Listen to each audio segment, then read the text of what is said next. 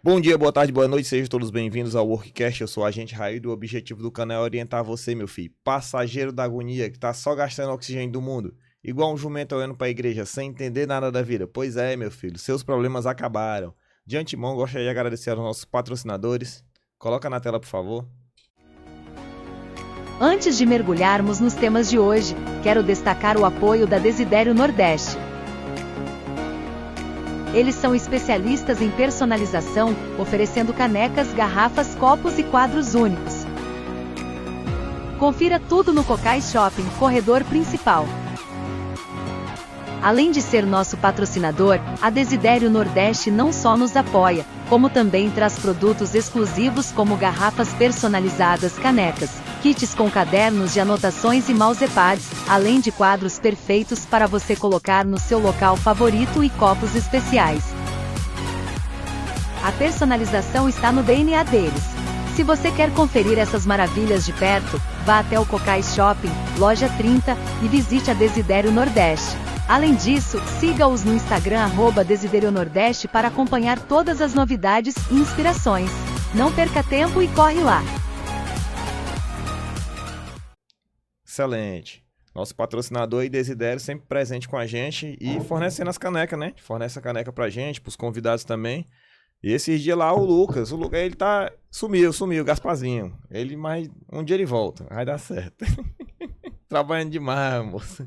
É época de ganhar dinheiro, né? Entre os 20 aos 30. Eu já passei dos 30, eu tô só perdendo. Ele tá na época boa de ganhar dinheiro agora, tem que trabalhar mesmo. Pois é, a gente vai falar um pouco aqui com a bibliotecária Elaine Araújo, uma profissão, eu vou falar por mim, entendeu? Eu sou como entrevistador, é host, né? Host, é que tudo é inglês, né? Host, é husky siberiano, viu? Mas como um certo dia eu tava até conversando com uma amiga, depois a gente vai tocar no assunto lá na frente. O rapaz é uma profissão bacana, bibliotecário. Eu, inclusive, tenho uma amiga da minha prima, que é lá em Parnaíba, salvo engano, cidade que ela trabalha. Que pouca gente conhece, né? Que você vai falar um pouco aqui da profissão, como você se apaixonou por essa profissão. Só que é uma profissão que tá ligada a todo mundo e a gente nem percebe. Que tá ligada aos livros, ao conhecimento. Isso. Né? Ou seja, a ideia do podcast é esse. A pessoa vem, olha, não sabia, não conhecia essa profissão. E passei a conhecer, e passei a pesquisar mais e me encantei. E eu acho que é isso daqui que eu quero para minha vida. Pois estamos aqui com a bibliotecária Elaine Araújo. E eu queria que ela se apresentasse, falasse um pouco da sua vida e a gente vai discorrer algum tempo aqui falando da profissão em si. Pronto. Primeiramente, bom dia, boa tarde, boa noite. Sou bibliotecária, né? Ou seja, bacharel em biblioteconomia e tenho algumas especializações que a gente vai falar aqui um pouquinho depois, mas sou bibliotecária escolar. Atualmente, a minha área de trabalho é quase uma década, tá? Como bibliotecária escolar, porque é uma profissão, assim, que como você citou, é pouco conhecido. Eu mesmo, até os meus 18 anos, eu nunca tinha ouvido falar sobre, mas o meu primeiro emprego foi em uma biblioteca pública, daqui de Teresina. E aí foi onde eu conheci alguns bibliotecários, conheci a função social de uma biblioteca, e lá eu conheci os estagiários ali da UESP, porque aqui no estado só tem esse curso na UESP, na Universidade Estadual daqui. E eles fazendo estágio, eu comecei a ver ali o que eles faziam, o que deixavam de fazer. E aí foi que eu me interessei por essa profissão. Mas o interesse pelos livros, porque é mais ou menos a base ali. Geralmente, quando a gente fala de biblioteconomia, já liga a biblioteca, liga a livros. E eu sempre gostei muito de ler, embora não tivesse tido essa chance enquanto estudante, né, de fundamental, de médio. Mas quando eu chego ali na biblioteca pública, eu começo a pegar livros ali para ler, por uma questão de passar o tempo, e fui me apaixonando, assim, de ler mesmo, de comentar com alguém, de buscar alguém ali para falar sobre livros. Então, foi uma área assim, que eu entrei, me dediquei, me apaixonei e assim, não me vejo longe dela. Tá, eu até esqueci de comentar contigo. No WhatsApp a gente fica conversando, né? Trocando informações, eu procurando conhecer mais um pouco sobre o convidado. Aí você falou da biblioteca lá no centro. Sim. Seria a Abdias Neves? Exatamente. Rapaz, porra, acho que a gente já se cruzou ali. Mas já tá com um tempinho. Já, não, é um Já tempinho tem mesmo. mais de, acho que tem uns 15 anos. Eu acho que eu fui lá, eu era 2008, 2009, por aí. Que eu estudava, Pois eu tava. Pois pronto, quando a gente já se cruzou lá Eu atrás, a gente tava. nem sabia. Era Porque a eu época- começo na universidade em 2011 Uhum. e eu fico ainda, eu entro em 2005, lembrando agora, eu entro em 2005 na Abdias Neves e fico até 2012, Pois aí. porque pois, aí eu saio para me dedicar só ao curso. Pois a gente se cruzou lá. A rotina do aluno. Querendo, tinha 20 anos, salvo engano. Ia pro Tamandaré, cursinho pré-militar aqui. Ai, lembro demais. Pois pronto. Pré-militar, o famoso. Aí o pessoal já saía. Tinha uns que já saíam direto pra biblioteca. Dormia lá mesmo. Baixava a cabeça, comia no. Tinha uns. Era 50 centavos aqui. Aí eu ia pra casa, que morava perto. Eu sei que 2 horas da tarde eu tava na biblioteca. E só saía 9 horas da noite. E às vezes saía. Ar-condicionado, Não, a completo, estrutura da tem a Abdias estrutura. Neves era muito boa. Não tinha o que reclamar. Você tinha um silêncio. Salvo engano, tinha uma sala em grupo, não me lembro bem. Sim. Mas eu preferia ficar num lugar que era mais. Que todo mundo ficava em silêncio. E geralmente a gente esquecia do tempo. Era ao ponto de alguém da biblioteca chegar lá, ei, vamos embora, A gente miséria. quer ir embora também. Vamos embora. E a gente chegar de dia, sair à noite, a gente, meu Deus do céu, eu fiquei de 2 da tarde a 9 da noite aqui, eu nem percebi. Ou seja, a força de vontade que o aluno tem ali para realizar seu sonho. E né? a gente acompanhou uma galera do militar ali passando. Verdade. Menino que às vezes a gente tinha que até mesmo fazer vaquinha ali para alimentar, Isso, porque sim. não tinha dinheiro. Às vezes tinha que juntar moedinha ali para dar passagem para voltar para casa, porque a gente via o esforço de quem estava ali. Quando saiu o resultado, assim, era como se fosse assim, um parente muito próximo nosso que tivesse passado. Eu lembro que a gente saía gritando assim pelas salas, chamando todo mundo que passou. Todo mundo que passava também ia lá falar pra gente que tinha passado. A gente viu muita gente que assim, a gente via que não tinha perspectiva de vida, mas que viu nos estudos. Tem até casos de pessoas que eram moradores de rua, porque é a biblioteca pública, então pessoas em situação de rua ficavam lá, porque era um lugar seguro e tal. A gente tinha até uma moradora que ela morava em Timon e atravessava a ponte a pé para poder ficar lá o dia todo e tudo mais. E ela conhecia o acervo de cabo a rabo, assim. Eu lembro que a pessoa chegava e a gente ainda ficava na dúvida de querer ir pesquisar ali no computador para ver se tinha um determinado material sobre alguma coisa, e ela sabe exatamente qual era o livro que tinha a informação que a pessoa pedia, onde estava. Essa pessoa, depois de 2 anos, passou em um concurso. Depois não só passou nesse concurso, como passou no federal. Hoje em dia mora em Brasília, trabalha no ministério, assim. Então a vida dela se transformou. E quando a gente vê isso, vê a vida das pessoas mudando, aí é que planta aquela sementinha no coração da gente. Poxa, primeiro que já é um trabalho muito confortável, né?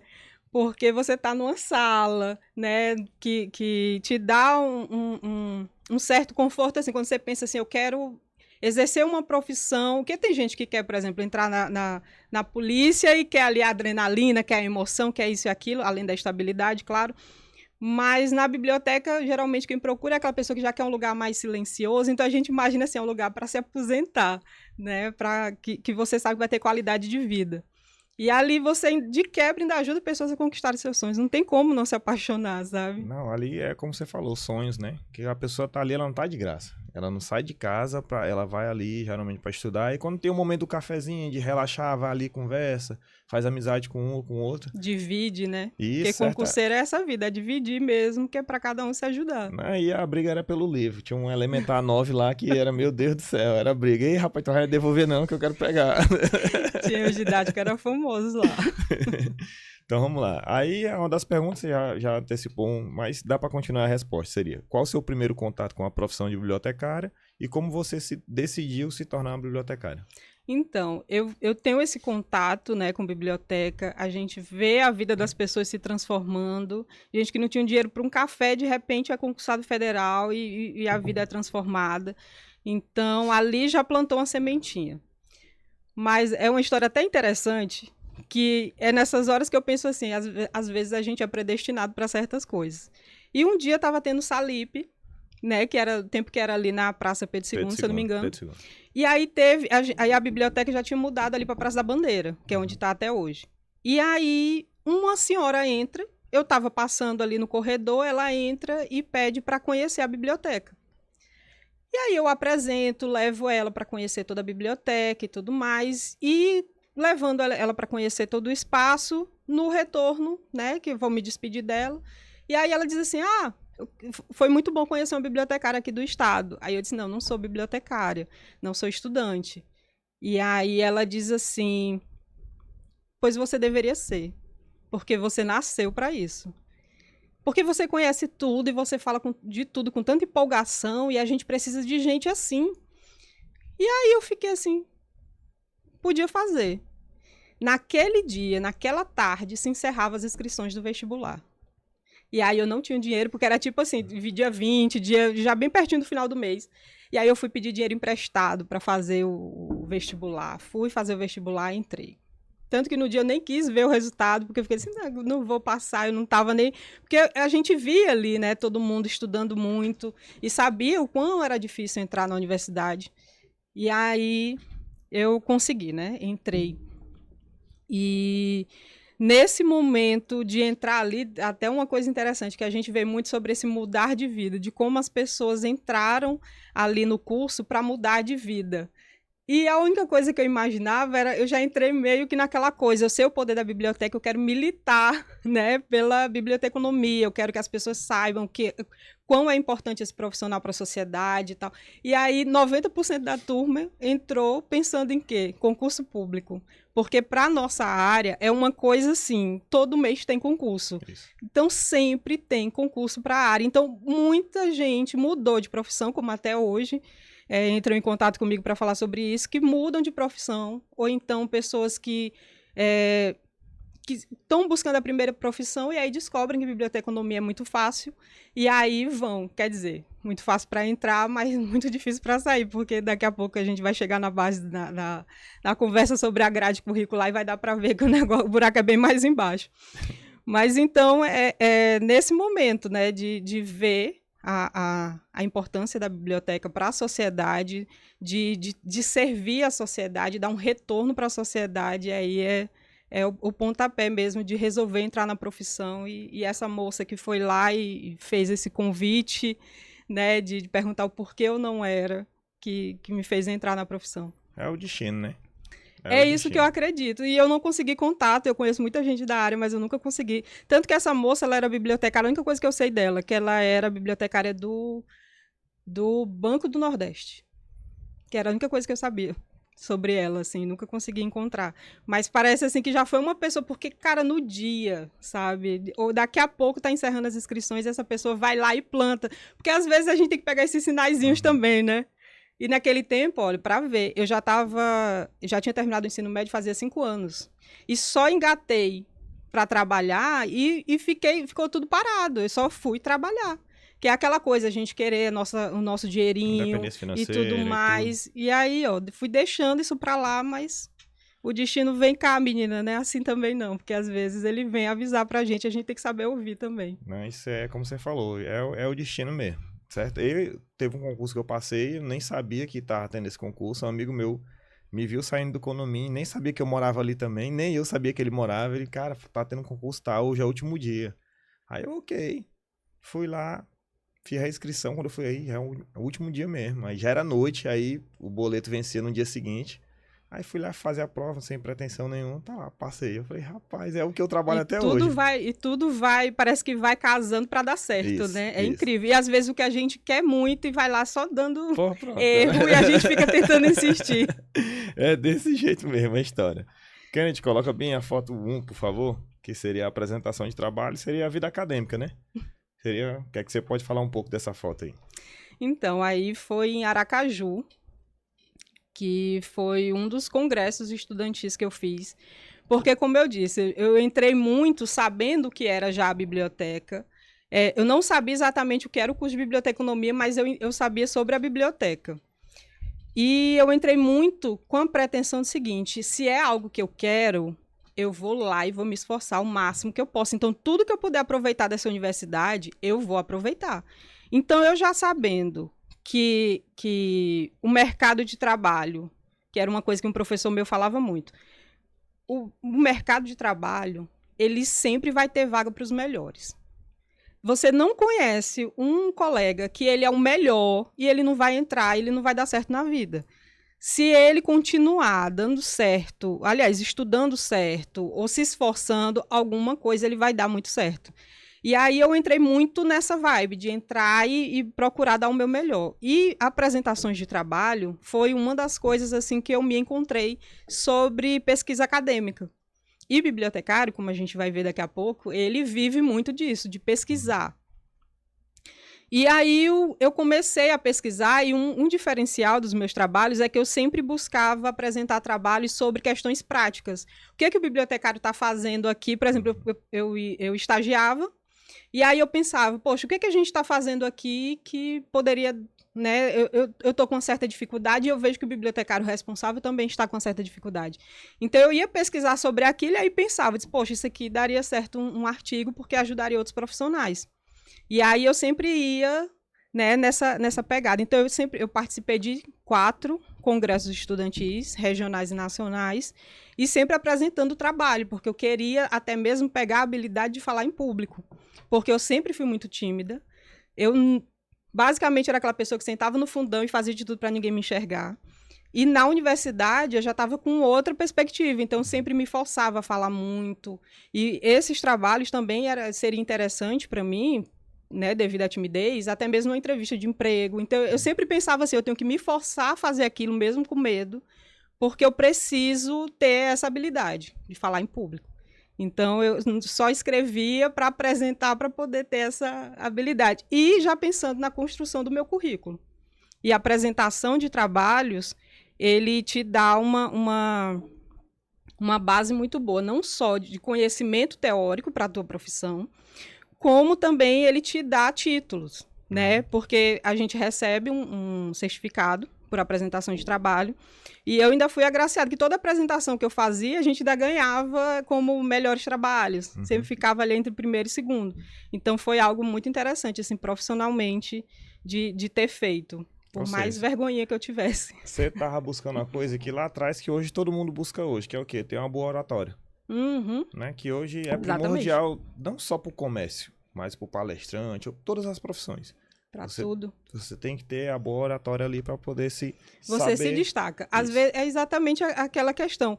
Tem gente que é muito boa no que ela faz, tem gente que é mediano, mas aquele mediano tem oratória. Então ele vai conquistar coisas que aquele muito bom não vai. Às vezes é bom só para você. Você sabe fazer o serviço, mas não sabe transmitir. Exatamente. E aí é que faz a diferença.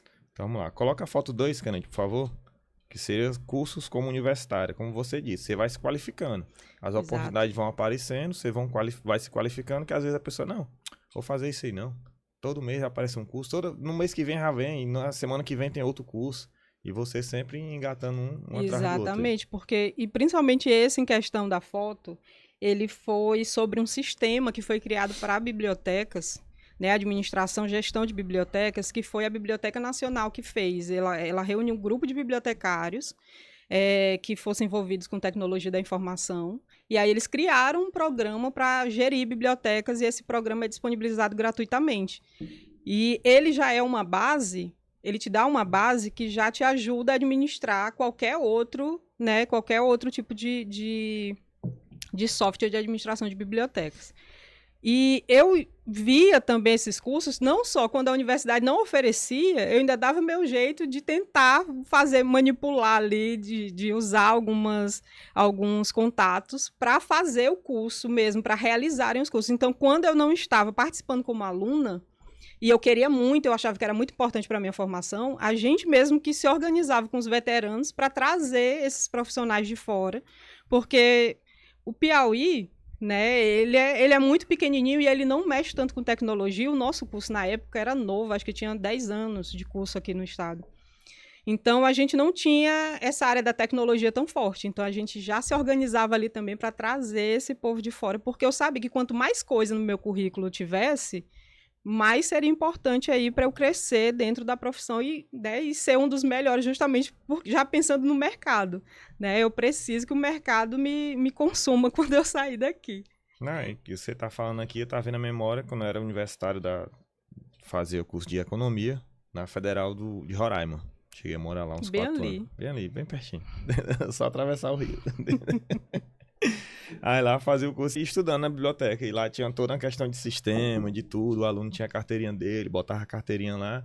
Aí você já podia pegar, não precisava preencher um livro, né? Não, tudo sistemas. Ou seja, que é usando a tecnologia que toda profissão tem que usar hoje em dia.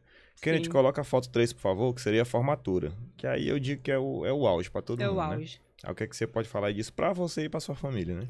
Para ver, quando a gente fala de formatura, vem mesmo a família aí, porque no caso eu fui a primeira da família que entrou no curso superior de ensino público, né?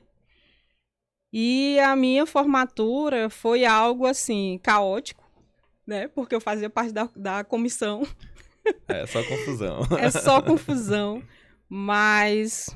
E mais uma vez, justamente como eu era muito ativa, eu tive que entrar ali porque eu queria muito uma formatura e eu queria de um determinado jeito. Então, assim, não, se eu quero, eu vou ter que entrar, meter a cara aí e entrar mesmo no meio dessa confusão. Então, para mim, a formatura representou eu conquistar alguma coisa e dizer que eu era capaz. Porque, assim, parece que tudo, desde da aprovação no vestibular, porque no meu tempo, para minha sorte, ainda saía a lista no jornal, então eu tenho um jornal com o meu nome, então saiu no rádio também, então era assim, parecia que era lindo e tudo mais, e aí começa, porque assim, as pessoas, os mais jovens sonham em entrar na universidade, aí quando tá lá, sonham em sair, né? Porque é tudo muito sofrido, é muito corrido. Eu não moro em Teresina, eu moro em Altos. Então, né, são 40 e poucos quilômetros. Eu estudava à noite. Então, eu trabalhava de manhã e estudava de noite. Então, eu passava a tarde no chão da biblioteca da UESP estudando. Então, isso tudo passa um filme na sua cabeça quando você está ali com um canudinho e vendo que deu tudo certo, que você conseguiu, né, com o apoio da família. Meu marido, que todo dia me pegava no estágio, que eu fazia 2 estágios, porque para bancar essa vida de Teresina a Altos não é brincadeira.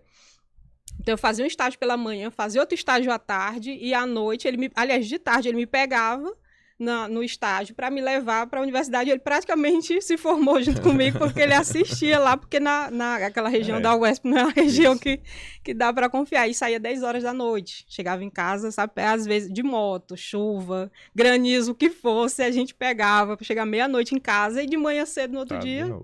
Então, assim, me formar, foi algo, assim, muito importante, não só para mim, como para a família, porque foi, assim, uma... Ufa, sabe? Deu certo, eu consegui.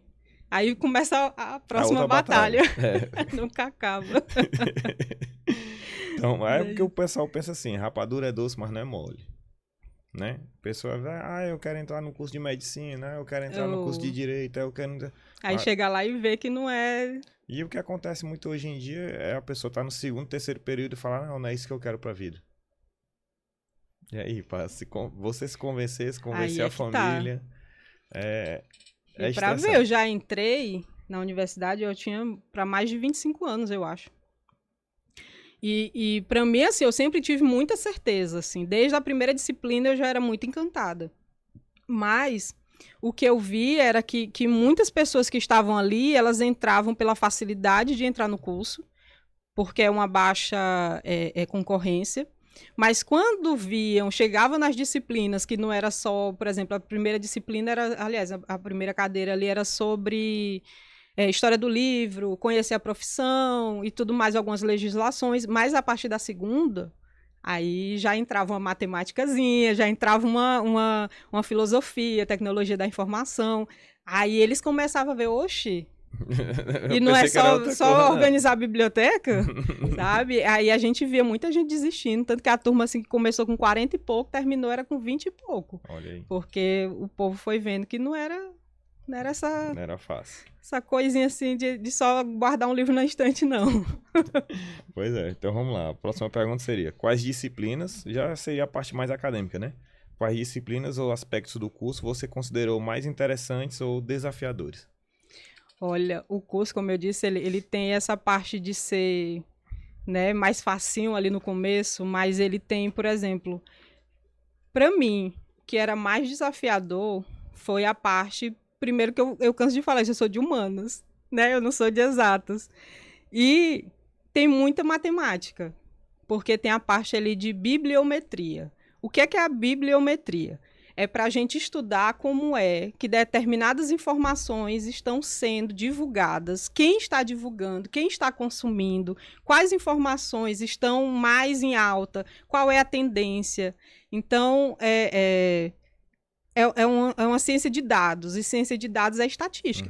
Estatística é matemática pura, é você saber, prever o que é que vai ser mais comentado, quais são os assuntos. Por exemplo, na época da pandemia, foi-se muito estudado essa questão dos estudos, do que as pessoas estavam achando que estava acontecendo. Então, muitos bibliotecários fizeram um estudo ali para tentar divulgar informações de acordo com o que estava mais sendo comentado em determinadas comunidades. Porque o trabalho do bibliotecário nada mais é do que facilitar o acesso à informação. Então, se eu estou vendo que tem uma comunidade aqui que ela está muito preocupada com determinada informação que ela recebeu, eu preciso ir lá e dizer, olha, não é bem por aí, a informação é essa daqui, o especialista disse isso daqui. Então, nem sempre confie no que você está vendo aí no Twitter. Tem que ter uma fonte. Então, essa disciplina, que foi essa parte mesmo de fazer estatística, para mim, foi a mais desafiadora. Assim como indexação também. Que indexação é você descrever um assunto. Então, por exemplo, para quem trabalha em biblioteca universitária, ela vai pegar um livro da área de saúde que é deste tamanho, assim, anatomia, sei lá de quem, e de um determinado autor, e é um livro gigantesco, e dentro daquele livro gigantesco ele aborda 1 milhão de assuntos. Só que você vai lá para saber de um assunto X, sei lá, do ossinho da traqueia. Então, o bibliotecário ele tem que ter essa habilidade de fazer com que aquele livro deste tamanho seja traduzido em poucas palavras, que são as palavras-chave, que é para quando você vir me perguntar sobre alguma coisa, eu coloque ali no meu sistema e meu sistema diga exatamente quais livros tem aquela palavra. Então, se eu não souber fazer isso, várias informações podem ficar fora da sua pesquisa porque eu não soube fazer a identificação de quais palavras seriam realmente importantes dentro daquele livro. Então, para mim, as duas disciplinas assim mais complicadinhas assim foram essas. Assim. Meu filho, você tá pensando que, não, lá, como você falou. Ainda posso citar mais uma, catalogação.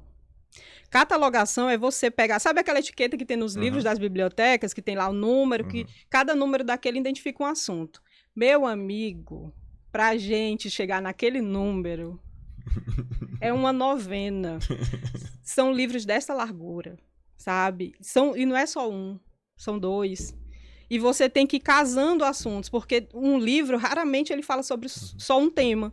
Por exemplo, se você lança um livro que vai falar sobre polícias, lá dentro são várias tipologias de polícia, né? Então, eu tenho que pegar um número que corresponde a cada tipo de polícia daquela. Só que você vai estar falando sobre, sei lá, treinamento. Mas qual é o tipo de treinamento? Então, para cada tipo disso, uma pessoa há 1000 anos criou um sistema numérico no qual cada assunto é representado por um número.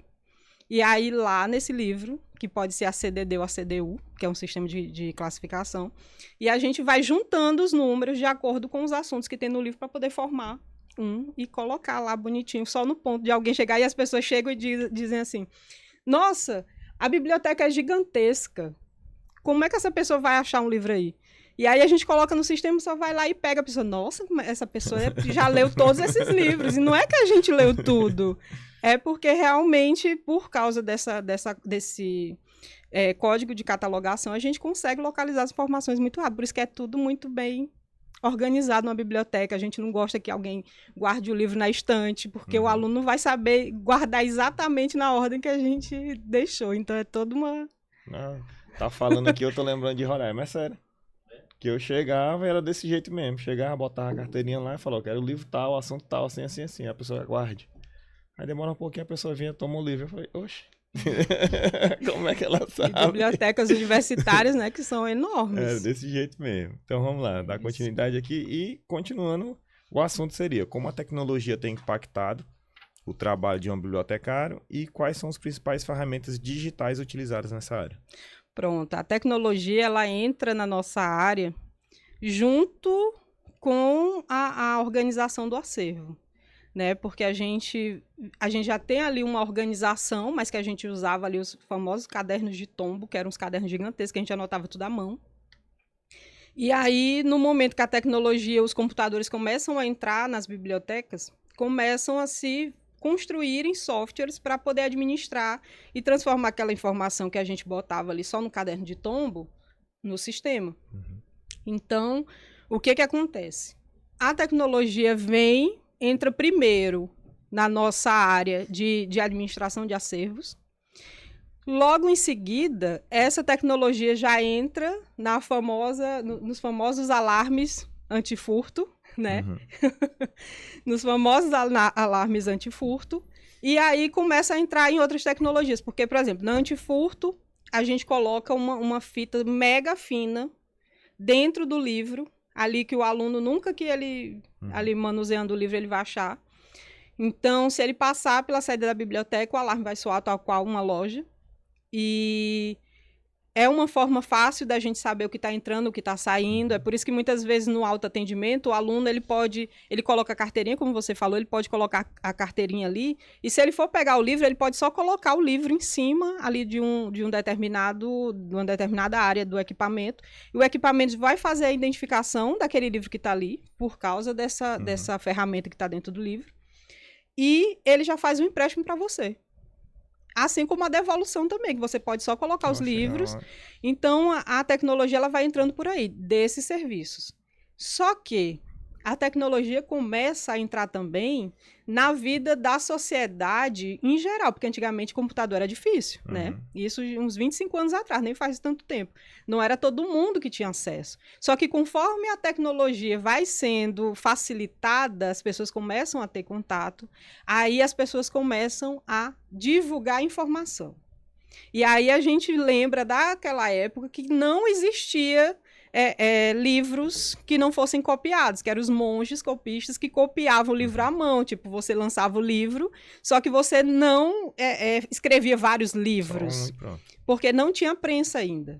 Aí, a partir do momento que Gutenberg cria a prensa, é que fica fácil de ficar fazendo a divulgação, e é para isso que criam as bibliotecas, né? Para poder guardar aquele conhecimento, porque desde muito tempo, né? Desde quando o mundo é mundo, o conhecimento ele sempre é a ferramenta mais importante.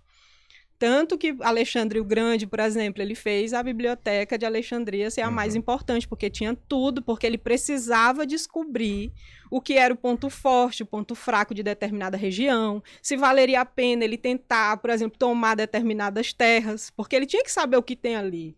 E as pessoas sempre escreveram, e aí ele conseguiu os livros daquela região para poder estudar e alguém dizer para ele. Assim como até mesmo por estratégia de batalha e tudo mais. Então, conforme a tecnologia avança e as pessoas começam a buscar informação nessa internet, porque elas também estão produzindo, aí a biblioteconomia começa a se transformar em ciência da informação. Porque aí a biblioteconomia, apesar de não mudar de nome, ela começa a trabalhar com tecnologia. Porque se ela trabalha com informação e a informação está na internet, ele começa a se especializar em ferramentas, com criação de sites, com arquitetura da informação, que é para saber como é que eu vou entrar no site X e vou encontrar informação mais fácil. Tanto que é muito natural hoje em dia uma pessoa ser formada em TI, mas ele faz um site e aí você vai entrar no site dele e você não consegue achar as coisas com facilidade. Porque para ele aquela estrutura faz um sentido, mas para o usuário que é leigo ele não faz. E o bibliotecário, como ele estuda a forma de facilitar essa informação, ele vai estudar o usuário, entender como ele consegue achar aquela informação mais fácil para poder fazer essa arquitetura de uma forma que ele consiga encontrar informação mais rápido. Então, a biblioteconomia ela fica meio a meio. É 50% biblioteca, porque ainda é muito forte, e 50% tecnologia. Tanto que a gente tem muito bibliotecário que ele entra e começa a trabalhar na área de TI, porque ele tem essa base de arquitetura da informação que geralmente quem é só da TI não tem. É interessante, sabe, que a gente vai conversando e vai remetendo várias coisas. Certo dia eu tava conversando pouco tempo com os amigos num bar, falando de conhecimento. E eu comentei sobre o Alexandre o Grande. Aí eu falei, sabe o que o cara fez na biblioteca? Que ficou conhecido e tudo. Por quê? Ele... A estratégia dele, conhecer os outros, conhecer um pouco de tudo. Porra, como é que eu quero ser o grande? Por que ele chegou nesse ponto? Porque conhecia um pouco de tudo e sabia o ponto fraco de cada um. Pronto, foi um ponto que a gente comentou. Na hora que você comentou, eu falei, oxe, ela tava na conversa lá com a gente, né? Tá falando agora. E a outra, questão de organização. Você entra no site de cursinho, pronto lá. Eu entro no site, numa plataforma de um preparatório, curso preparatório para concurso. Ele sabe o que tem lá. Às vezes eu tô procurando uma coisa e não encontro. De jeito nenhum. Ah, mas tem uma partezinha de busca lá. Às vezes você até colocando não aparece. Sim. Aí justamente, viu, um bibliotecário vai poder organizar a situação. Que para quem tá Exatamente. lá, geralmente é um cara de TI organizando e ele, não, aqui tá aqui, tá aqui. E pra pessoa leigo que vai lá buscar a informação não consegue. É vivendo e aprendendo, meu filho. É isso. Vivendo e aprendendo. Então vamos lá. Quais são os principais desafios enfrentados por bibliotecário hoje? Já são os desafios atuais, depois de formado, né? E como você lida com essas questões em seu trabalho? Eu acho que o maior desafio é você apresentar a profissão. Porque como tem poucas pessoas que conhecem, e aí a gente usa também a questão da base. Você estudou numa escola que tinha biblioteca? Você estudou numa escola que tinha biblioteca e bibliotecário? Porque o que acontece? Às vezes tinha até a biblioteca, mas não tinha bibliotecário. E quando tinha uma pessoa lá dentro que você achava que era bibliotecário porque trabalha em biblioteca, não era. Que é o que infelizmente ainda acontece hoje em dia. Colocam qualquer pessoa com qualquer formação naquele espaço e aquela pessoa não sabe usar aquele espaço e não sabe compartilhar, não sabe disseminar informação, não sabe a questão cultural que está envolvido, não sabe a questão da pesquisa, de como a gente é responsável por criar pesquisadores. E o que acontece? Você, para entrar no mercado de trabalho que seja privado, já é um pouquinho difícil, porque se não tiver tido um bibliotecário antes de você, a empresa ela não tem essa noção de que precisa. Até encontrar um bom e saber o quão fez falta não ter contratado um antes. Então, para mim, o maior desafio é esse, é você ter que se apresentar, né? Porque você tem que chegar lá e dizer, olha, eu estou aqui, eu posso te ajudar. E tem também, no meu caso, como bibliotecária escolar, ainda tem essa questão de se apresentar também para o meu público, porque no caso eu trabalho diretamente com os pais. Então eu também tenho que me apresentar para que eles me vejam não como uma pessoa que está apenas na biblioteca, que eles me vejam como uma profissional que pode ajudar eles, e é o que eu mais falo no meu perfil. Quem besta é quem não sabe usar um bibliotecário. Porque bibliotecário é muito melhor do que CSI. Porque ele consegue descobrir tudo, porque ele sabe exatamente onde procurar cada informação, sabe? Então, esse se apresentar para a sociedade, para mim, é o maior desafio. E eu consigo transpassar essa barreira fazendo um excelente trabalho. A todo tempo, você tem que estar se provando que você é a melhor, que você está dando o seu melhor, que você está trazendo benefícios para a instituição que te contratou, porque você tá tendo retorno, né? Estão tendo retorno financeiro. E também divulgando essas informações, porque, tipo, é igual que a gente estava falando. Tem um profissional bom e um mediano. Se o mediano fala, então o mediano... Então, a gente também, essa barreira das pessoas não conhecerem o bibliotecário, das pessoas não conhecerem o que faz um bibliotecário, é também falar sobre a profissão, é também falar sobre o que a gente faz, de divulgar mesmo para que olhem para a gente e nos vejam como profissional. E outra coisa, é uma profissão que é muito antiga. Tipo, aqui no Brasil é regulamentada desde 1962. E nisso ela já existia, sabe? Porque ela nasce ali... Logo depois que a biblioteca nasceu... Primeiro que já veio um bibliotecário junto com a Biblioteca Nacional de Portugal, né? Que quando mudam para cá, os jesuítas tomam de conta e outros bibliotecários são formados. Tanto que a partir daí vem a escola, né, de bibliotecários que acontecem da Biblioteca Nacional e tudo mais. Então é uma profissão muito antiga, porque a biblioteca sempre existiu, né? Dali aí a gente falando lá de Alexandria. Mas as pessoas não assim, parece que o conhecimento ele vai perdendo o valor. Só que quem tem conhecimento tá rico, né? Hoje em dia. E quem não tem o conhecimento, ele contrata quem pode levar para ele, que vai fazer ele ganhar dinheiro do mesmo jeito. Então, antigamente, por exemplo, a biblioteca era a primeira coisa que eram construídas. A biblioteca era o ponto central da cidade. A cidade era construída em volta da biblioteca e de uma igreja, né? Tanto que tem muita biblioteca que é construída assim. Mas hoje em dia, as pessoas constroem suas cidades, não quer saber se tem biblioteca, não quer saber se pode oferecer cultura, livros, né? Tudo é... As coisas estão se perdendo. E aí quem tem, sabe tirar proveito, passa em concurso. Sei. E por aí vai. Ou seja, você está mostrando seu valor, né? Exatamente. Até mesmo a gente vê na questão do vestibular, que a concorrência já é baixa, porque pouca gente conhece. Exatamente. Aí só depois que você passa a conhecer, que você passa a ter informação ali sobre aquela profissão que você, opa, aqui eu posso tirar algum proveito, se é um empreendedor, dono de uma escola, de um local específico. E até para passar. Hoje em dia, para entrar na universidade é como? Redação. Concurso público também, redação. Quem não tem base de leitura vai passar como? Vai escrever o quê? Vai falar sobre o quê? Vai falar sobre o YouTube?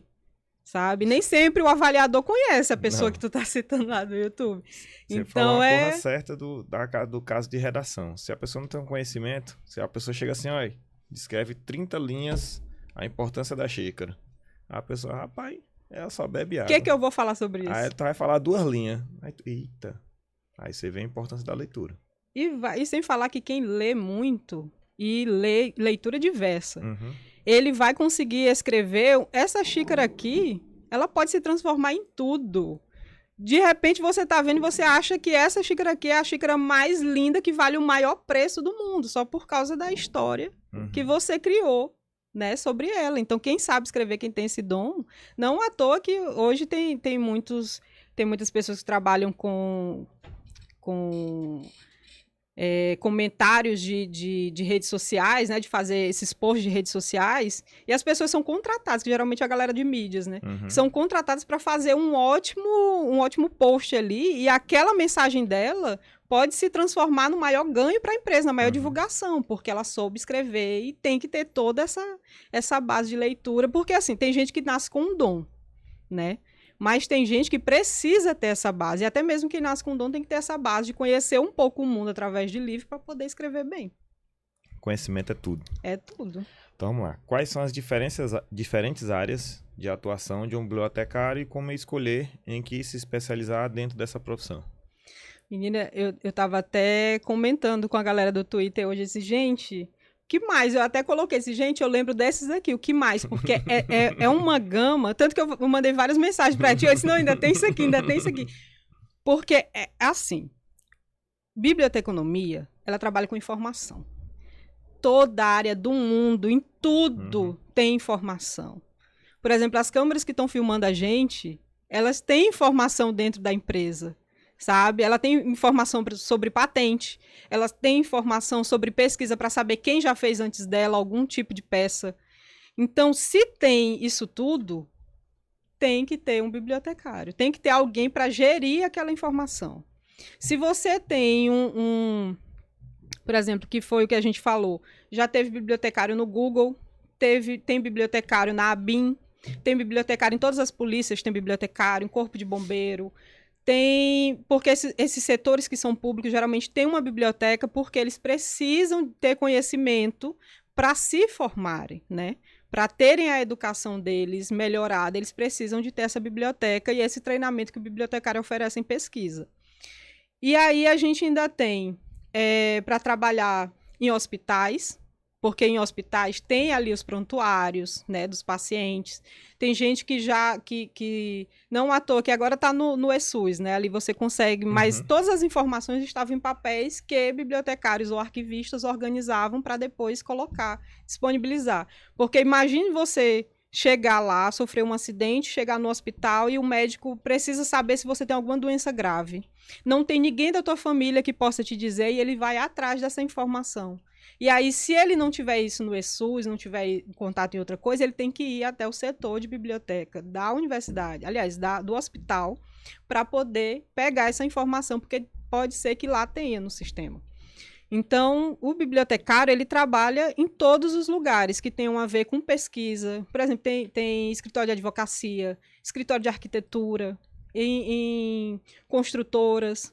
Tudo o que tem a ver com informação, o bibliotecário está. Mas as áreas que são mais conhecidas é a parte de biblioteca, editoração, programação e essas bibliotecas especializadas que tem mesmo dentro de órgãos públicos, como tribunais, né, polícias, é aí onde a gente está mais inserido, assim. Eu acho que muita gente, quando procura essa área, para concurso especificamente, Sim, vai mais para a área de tribunal. sim, Você pode olhar. porque paga bem. Concurso de tribunal paga bem Uhum, e tem 2, 3, 4, 5, 10 vagas ali. sim, E eu acho que, se duvidar, é o curso não. A concorrência mais baixa do cargo ali específico. geralmente é. Né? Porque não são todos, como você falou. No Piauí só tem na UESP. Só tem na UESP. Aí você vai pegar, a gente entrevistou aqui Dr. Wallace. Ele é professor da Universidade Federal, é doutor em endocrinologia, e aí ele comentando que só no Piauí, salvo engano, são 1.000 pessoas que se formam por ano em medicina. Já pensou? Se pegar Que dirá bibliotecário, direito, se pegar que é bibliotecário, mais barato. eu acho que não chega nisso. Não chega. Se eu não me engano, teve um concurso, não sei se foi TJ, alguma coisa que teve aqui, que foi um concurso muito bom. Que foi tipo, sei lá, uns 6 mil, 7 mil para a área de direito, e para a biblioteconomia nunca passa de 100, 110, 120. Geralmente é uma vaga, porque tem essa desvantagem. Em certos órgãos que são órgãos maiores, é uma vaga, 2 vagas, não passa de 5. Para órgãos que sejam mais de esfera estadual ou municipal, aí já são mais vagas. Tipo, esse concurso da SEMEC que teve agora foram 10 vagas para bibliotecário. É oportunidade, tá aí. E sempre tem. Todo mês, eu estava até falando com meu marido antes, todo mês tem concurso. Todo mês tem concurso. Você tem que estar preparado, porque ainda tem isso. As pessoas sonham com a vida de concursado, sonham em passar no concurso, mas esquecem que se não sentar a bundinha na cadeira para estudar, perder sono, perder uma certa qualidade de vida para estar ali, ele provavelmente não vai conseguir. E ainda tem essa questão da entrega que você tem que ter, sem perspectiva de quando vai ter o concurso. Porque quando tem, meu amigo, aí é briga de piranha, entendeu? É todo mundo ali querendo comer aquele peixe, não tem como. Porque a questão é você estar preparado toda a vida para quando a oportunidade chegar, que foi a questão, por exemplo, que eu falei sobre estar me preparando dentro da universidade.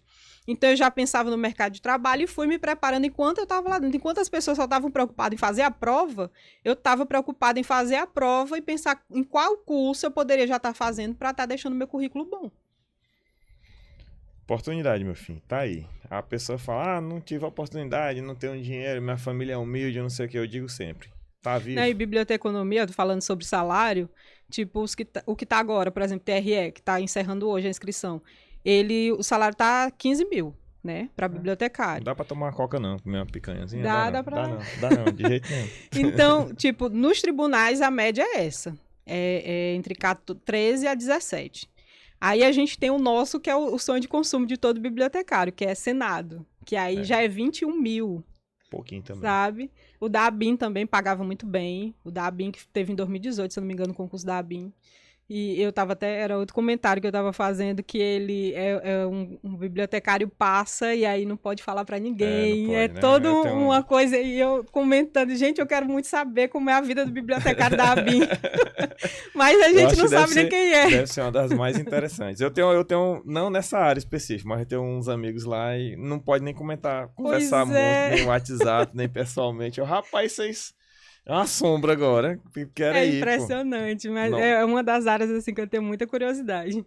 Mas deve ser interessante. Ainda mais porque e o salário é bom, dá pra gente ficar calado.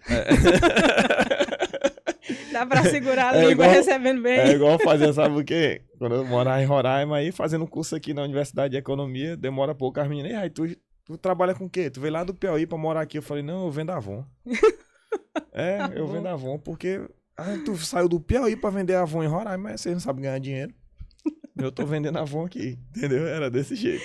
Mas é isso. Então vamos lá. A sua primeira especialização foi docência no ensino superior. O que te motivou a seguir essa área? Então, meu currículo estava muito bom, muito preparado. E antes mesmo de sair da universidade, antes mesmo de apresentar o meu TCC, eu começo a mandar currículo. E aí eu fico sabendo do seletivo que estava tendo no Senac e resolvo, né, mandar o meu currículo para lá. E aí eu sou chamada para dar aula. Só que aí, o meu curso é bacharelado, então eu não tinha informação de didática, não sabia dar aulas, né? Eu já tinha a facilidade da oratória, de tanto congresso que eu participei, mas não sabia como que eu pegava essa informação que eu tinha e conseguia passar para uma turma. E aí eu fui atrás de docência do ensino superior, porque, mais uma vez, como o bibliotecário trabalha com tudo e com todos, todas as áreas, por exemplo, o bibliotecário universitário, todos os cursos que tiver ali dentro daquela escola, daquela universidade, ele tem que saber um pouco de cada um, ele tem que saber quais são os melhores autores, o que cada autor é especializado. Então, se ele tiver, se aquela universidade ela trabalhar com a área de sei lá, medicina, que seja uma área específica da medicina, né? Digamos. O bibliotecário, muitas vezes, ele vai procurar uma especialização que esteja dentro daquela área. Por exemplo, tem Josi, né, que já veio aqui, Josinete, que é a perita. Se o bibliotecário vai trabalhar lá, ele pode entrar nas especializações, na mesma especialização que Josinete, enquanto perita, faz. Porque ele precisa de ter aquele conhecimento para poder transmitir o conhecimento. Então, como eu estava, né, dando aulas, eu precisava dessa didática. E aí eu fui atrás da docência do ensino superior. Então a gente vai se moldando ali de acordo com a área que a gente se encontrar no momento, que é para ser o melhor, né, dentro daquele mercado. É um leque de oportunidades. Tá ali. Em tudo. A gente consegue trabalhar em todo e qualquer canto. Onde tiver coisa para ser arquivada, informação para ser pesquisada e que você precisa dela rápido. Porque se for devagar, você mesmo pega o seu celular e faz uma pesquisa. Mas quando você precisa ganhar tempo, por exemplo, o escritório de advocacia, que de repente, do nada, aparece uma informação nova que pode fazer você perder todo o seu caso.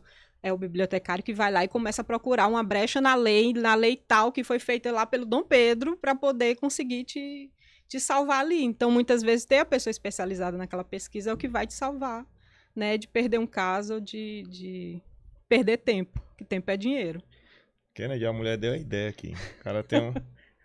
Pra advogado aí é o ideal. O cara que tem um escritório que precisa de a gama de informação, né? O advogado, ele vai procurando. Se ele tem a informação, ele vai fazer a interpretação dali e fala, ó... E às vezes... É muito conhecimento, o direito é vasto. E a jurisprudência que está toda hora ali aparecendo novos, não tem como não. O advogado que está ali trabalhando, pesquisando coisa, trazendo, nem sempre ele tem esse tempo de estar olhando todas as fontes jurídicas ali que ele tem acesso. Isso é verdade. Se eu fosse advogado, eu já estava pensando nessa área bem já. Eu ia contratar, não era um sócio não, era bibliotecário. Simples assim. Então vamos lá. Quais são os principais desafios que você enfrentou ao integrar os conceitos de coach e gestão por competência, que foi sua segunda especialização? Isso. Na prática bibliotecária, e como já superou? Bom, o coach eu já começo a fazer um pouco depois de docência, eu não tinha nem terminado docência, mas eu queria ir para a biblioteca universitária. Eu me via muito, porque os meus últimos estágios foram entre biblioteca especializada, que foi na procuradoria do município daqui, e numa universidade particular. Então, eu me encontrei muito na biblioteca universitária, então eu imaginei que ali seria um caminho a seguir. E, na biblioteca universitária, o bibliotecário, ele trabalha como gestor de pessoas. E aí eu precisava dessa informação do coach, gestão por competências, que no caso era um MBA, que era para aprender a administrar, né, o pessoal. Porque quando, por exemplo, nessa universidade, nessa faculdade, eram 15 pessoas que o bibliotecário administrava. E ele só estava lá num período. Então, tinha que ser uma pessoa que soubesse dialogar, que fosse uma liderança para aquele público, que ele soubesse repassar o conhecimento dele, porque nem todo mundo ali tinha formação. Então, ele tinha que saber passar o conhecimento para aquela pessoa, ele tinha que saber que aquela pessoa iria, né, cuidar dos alunos enquanto ele não estivesse. Então, eu precisei de ter esse conhecimento. E aí, na biblioteca atual que eu trabalho, eu não trabalho, no caso, eu sou equipe, né, eu sozinha, mas apesar de estar sozinha no espaço biblioteca, eu trabalho com todo mundo da escola, com toda a comunidade escolar. Então, eu precisei dessas informações, eu uso essa competência para poder administrar as pessoas que, quando eu preciso delas e quando elas precisam de mim, de como eu organizo o meu tempo, como eu tenho que oferecer o meu melhor para elas, para que quando eu precise delas, elas me ofereçam o melhor. Então, no caso, como eu sou bibliotecária escolar, a minha parceria direta é muito com os professores. Então, eu precisei dessa competência para poder criar um vínculo com os professores, que no meu caso são 17. Eu precisei criar um vínculo com essas professoras para que, quando eu precisasse delas, na criação de projetos, que geralmente eu criava um projeto do nada, do dia para a noite, e aí eu precisava do horário, né, de que elas fizessem os alunos querem participar, as famílias, né, que elas também reproduzissem um convite, e aí eu precisei dessa competência. Então, mais uma vez, a gente vai se moldando de acordo com a necessidade, e eu sempre busquei isso. Eu preciso da teoria, mas eu tenho um diploma para poder comprovar que eu tenho essa teoria também seria muito bom. E aí eu sempre ia atrás de uma especialização para me ajudar ali, para me dar um embasamento. Vamos, excelente. Coloca aí, ia falar Laura, olha. Coloca aí, Kennedy, a foto 4, por favor. E dentro dessa foto 4, eu quero que você comente sobre a foto e a gente vai engatar na pergunta, que seria: atualmente você é bibliotecária escolar. E como você escolheu essa área e qual é o seu papel na educação? Primeiro que eu não escolhi. O que acontece? Estou há 1 ano sendo professora e eu não me via como professora. Eu gostava muito de transmitir meu conhecimento, mas eu não gostava da carga de ser professora, de ter que não estar na sala de aula e estar trabalhando o tempo inteiro, de como eu iria oferecer determinados conhecimentos. Então, o que acontece? Eu começo a disparar meu currículo para tudo quanto é empresa. Foi para hospital, foi para empresas de arquitetura, foi para engenharia, foi para faculdades, universidades, mandei para tudo que eu podia. E foi para uma escola daqui de Teresina. E aí, essa escola me convidou, tanto que no dia que me ligaram, eu não gosto de atender ligação, muito raro eu atender, justamente por causa dessas famosas ligações de empresas que ficam ligando para a gente o tempo todo. E aí eu não gosto de atender ligação, mas nesse dia meu marido não atende e tal, vai que é uma oportunidade. E aí era. E aí eu ainda errei o lugar, eu achei que era um nome e era outro. A gente foi em 3 lugares diferentes, chegou, estou aqui para uma entrevista. E todo mundo ficava procurando a pessoa que tinha me chamado. Enfim, voltei para casa, deixei meu currículo nesses lugares, disse, não me chamaram, mas fica aí com meu currículo, vai que... E aí voltei para casa, 1 semana depois me ligaram, sim, você não vai querer a vaga? Aí eu disse, vou, eu não sei aonde é, me fale com clareza aonde é. E aí eu cheguei lá, e era um dos lugares que eu pensei assim, se tem uma área da biblioteconomia que eu não vou conseguir me encaixar é na biblioteca escolar infantil, porque eu nunca tinha trabalhado com criança. Então eu imaginei que era muito voltado para a área da pedagogia, que era justamente voltando para a sala de aula, e aí disse, não, eu não quero fazer essa curva. Mas quando eu fui apresentada pela dona da escola ao espaço da biblioteca, de como era tudo colorido, de como a diretora falava dessa biblioteca como se fosse um bebê dela, de como ela falava da importância daquele local, como a escola circulava em volta daquela biblioteca, eu lembrei da biblioteca pública da Abdias Neves, de como a gente formou uma comunidade muito legal ali, de todo mundo estar se ajudando, de estar oferecendo um espaço para as pessoas crescerem utilizando os livros. E aí eu disse, tá, vou assumir isso aqui, bora ver o que dá. E aí eu já fui com projetos, eu lembro que eu já fui pesquisando a instituição, então eu já fui com projetos que fossem ligados àquela instituição, para poder chegar lá e dizer assim, olha, não é que eu estou aqui de qualquer jeito, não, eu sei o que eu quero, e tá isso aqui, ó, o que é que o bibliotecário pode fazer aqui. E aí a gente começou a fazer, e a única coisa que ela me disse, Elane, eu quero projeto. Eu quero que essa biblioteca aqui seja viva. Eu disse, pronto, deu certo, porque eu sou a mulher dos projetos.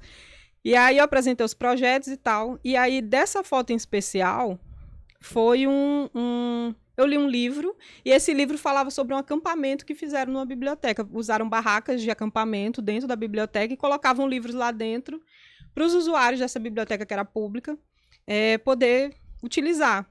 E aí a gente gosta muito de criar esses espaços, é sempre muito interessante e inovador mudar a estrutura da biblioteca, para que as pessoas se sintam cada vez mais à vontade, que a biblioteca, eu canso de falar, a biblioteca ali é uma Suíça. A gente não está cobrando nada, sabe? A gente só está oferecendo conforto. A única coisa que você pode ir para lá só para dormir, você pode ir para lá para estudar, você pode ir para lá só para ler. Então, quando a gente faz essas mudanças na estrutura, ajuda a ter uma novidade para não ser sempre o mais do mesmo daquele espaço. Então, a gente fez essas barracas. E aí, como são criancinhas muito pequenas, a gente recebe a partir de 1 ano. Então, como são criancinhas muito pequenininhas, eu imaginei assim, não, se entrar aqui vão só destruir a barraca, porque não é criança.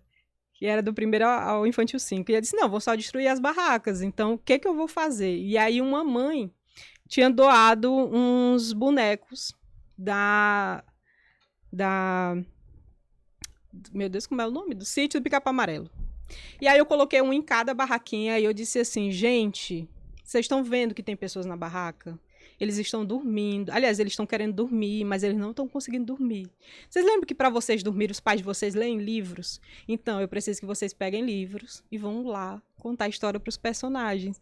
Então, deu super certo. As crianças foram lá, toda uma coisa mais fofa do que a outra, sentadinha na barraquinha, lendo. E aí eu passava por eles, e eles lá abrindo o livro e mostrando. Eles não sabiam ler, obviamente, mas eles liam as imagens, então ficavam ali mostrando, sabe, para o personagem a coisa mais fofa. E é assim, na biblioteca escolar, a grande graça, em especial na infantil, é você estar vendo pessoas que não tinham noção sobre livro, não sabem o que é, tanto que tem muitos que estão lá tudo mordido, né, que eles vão pular em cima, tem tudo aquilo. Mas a gente vê a construção, a gente vê quando a criança começa a juntar as sílabas para ler, de como elas ficam emocionadas de te contar que estão conseguindo formar palavras. E daqui a pouco você está vendo criança lendo um livro de 200, 300 páginas e achando pouco. E isso, assim, está no primeiro ano do fundamental, que é ali com 7, 8 anos. Então, a gente trabalha com esses projetos que fazem a biblioteca ficar no coraçãozinho deles, para que eles tenham o que os pais não tiveram, que foi uma biblioteca viva, ativa, para que eles cresçam já com os livros fazendo parte da vida deles, os livros e a biblioteca. Não, o empresário, empreendedor que tem essa noção do que o bibliotecário pode trazer, isso é primordial, porque ele vai agregar conhecimento para a instituição, para os alunos, né, que vão levar isso daí para a vida toda, e para os pais. E dos pais, coloca aí, Kennedy, a foto 5. Aí a mulher faz só uma peça com os pais, botou a mulher... Aí eu falei, moço, que colégio é esse? Que vai bombar de pai num lugar desse. Por quê? O pai, pensa assim, o filho, ele passa mais tempo... Eu não tenho filho ainda, mas o filho, ele passa muito tempo no colégio. Sim. Porque hoje tem muito colégio integral. Uhum. Né? O pai tá ali se dedicando para dar o melhor para ele, porque os filhos são nossa evolução. Sim. E ele quer dar o melhor para ele quer dar uma coisa que ele não teve. Mas só que ele quer participar também. Ele não quer que a educação seja somente os professores ali. Tem pai que pensa assim, não, eu tô pagando Sim. lá, é um valor caro, eu só vou ver o menino para dormir. Que dentro do carro ele já dorme, que é um sonífero. Sim. Botar a criança no carro, ela dorme, é um sonífero, vamos lá. Daí você coloca, você quer participar, você quer mostrar pro seu filho, é o que mais aparece vídeo no YouTube, vamos supor, o pai viaja, tá sempre viajando. E ele tá numa peça teatral ali, apresentando, ele tá procurando o pai dele, porque ele sabe que ele tá viajando. E é a segurança deles. E quando ele vê, ele já fica, meu pai tá aqui. E chega, o semblante da criança muda. Vou dar o meu melhor, meu pai tá aqui, ele é meu ídolo, é minha inspiração, aquela coisa toda. E quando os pais e as mães estão presentes, é primordial, porque é um ambiente que a criança gosta, Sim. Ela se sente bem por estar com os profissionais adequados ali, com os amigos dela, e quando o pai e a mãe adentram esse local, pronto, para ela ficou perfeito. É isso. Aí o que é que você pode falar dessa foto aí? E é pra ver, pra gente chegar aqui, em ter esses pais aqui, a gente teve que começar a estudar o usuário, que também é uma das disciplinas do curso, é a gente começar a estudar o usuário para observar o que eles gostavam, o que eles não gostavam, se eles entravam na biblioteca, quem não entrava, o porquê que não entrava. E quem entrava, o porquê que entrava. Então, a gente começou a ter esse trabalho de pesquisa, de perguntar mesmo. Porque, por exemplo, quando eu entro, a biblioteca fazia 70 empréstimos por semana, que já era um bom número. Mas a partir do momento que eu começo a fazer os eventos, hoje em dia a nossa média é de 150, 170, chegando até 250 empréstimos por dia. Olha aí. por dia, é uma loucura. Mas é uma biblioteca que é muito viva e que tinha já uma participação boa dos pais. Porque, assim, a biblioteca ainda foi pensada muito bem, a escola pensou muito bem nessa biblioteca, porque ela fica na entrada e saída. Então, não tem como o pai dizer assim, eu nem sei o que tem aí dentro. Porque tem uma janela de vidro enorme que faz com que ele saiba o que está acontecendo, qual é aquele espaço. E aí, o que acontece? A direção sempre apresentava a biblioteca e o que a gente fazia lá. Só que pais estão indo buscar crianças em que horário? Horário de almoço deles. Então, eles estão com muita pressa. E aí, eu pensava, como é que eu faço para trazer esse pai aqui para dentro? Porque se o pai não teve biblioteca, não teve bibliotecário, para ele tanto faz como tanto faz aquele espaço. Se a criança visitar com a família, é lindo, que bom que a escola tem esse serviço a mais. Mas ele não entende a importância e nem o que ele pode fazer naquele espaço. Aí, eu tive a ideia de fazer contações de histórias para os pais. Então, eu peguei a nossa contadora de histórias, que é a Thalita do Monte, que é muito conhecida. E aí, ela sempre vem um dia por semana. E aí, né, que vem fantasiada, vem, né, faz um sucesso com as crianças. E aí, eu pensei, tá, as crianças já assistem, mas eu preciso que os pais se lembrem de como é importante, como é legal assistir história com os filhos, em vez de telas, que é o nosso grande inimigo. E aí a gente faz essa contação de histórias, os pais vêm, a gente aproveita para divulgar esse serviço da biblioteca e chamar os pais para conhecerem aquele espaço e começar a usufruir. Então é aí que há um boom, né, na quantidade de empréstimos, na usabilidade da biblioteca. E aí eu começo a pensar o seguinte, tá, mas só contação de histórias ainda não tá bom. Então, todo evento que eu for fazer agora, eu vou ficar chamando os pais para virem. Então, por exemplo, quando eu vou organizar a feira literária, eu faço ali 60% de evento para os alunos, 40% eu faço para os pais. Então, sempre tem palestra sobre formação, sobre a importância do livro, a importância da família, né, sobre a questão do uso de telas e tudo mais. E aí, tendo esse trabalho de estar em contato com os pais durante o atendimento e fazendo esses eventos, culminou aí no ano passado da gente fazer essa atividade. Porque as crianças um dia chegaram para mim assim, tia, eu tô cansada. Dia das crianças, dia do Natal, dia dos pais, dia da mãe, sabe quem é que se apresenta? Só a gente. Os pais nunca se apresentam pra gente. E aí me veio assim uma girada de chave. E é mesmo. Por que eu não chamo os pais para vir contar a história?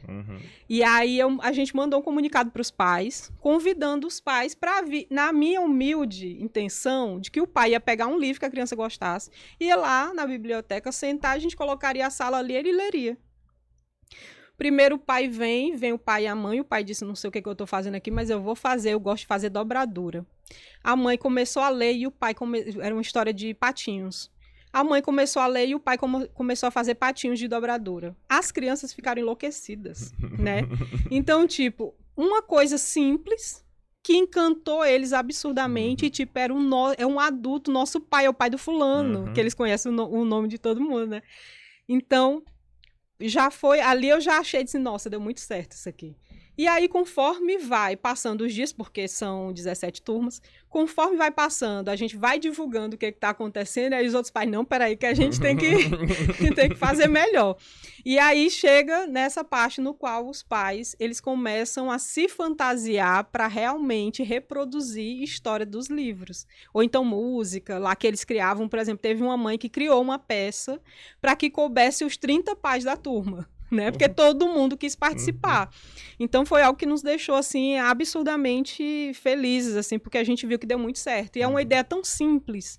Você poderia, uma história clássica, por exemplo, Chapeuzinho Vermelho. Todo mundo sabe as falas, todo mundo sabe o que acontece. Então era só, por exemplo, a Chapeuzinho colocar alguma coisa vermelha, o caçador botar alguma coisa marrom, arrumar um machadinho ali, alguma coisinha de mentirinha, e pronto, aquilo dali, as crianças, quando viam os pais, a gente não contava para as crianças, a gente só dizia assim, hoje vai ter uma história.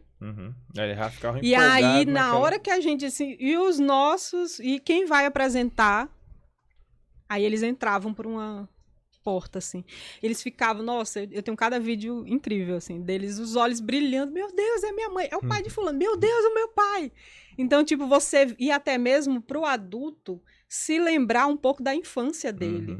Porque isso casa com uma coisa que é muito importante para nós bibliotecários, que é os pais contar a história para os filhos. Porque essa contação de história cria um vínculo com o filho, que a gente que é professor, que a gente que é bibliotecário, a gente não consegue fazer com que a criança entenda que é importante aquilo para a família dela.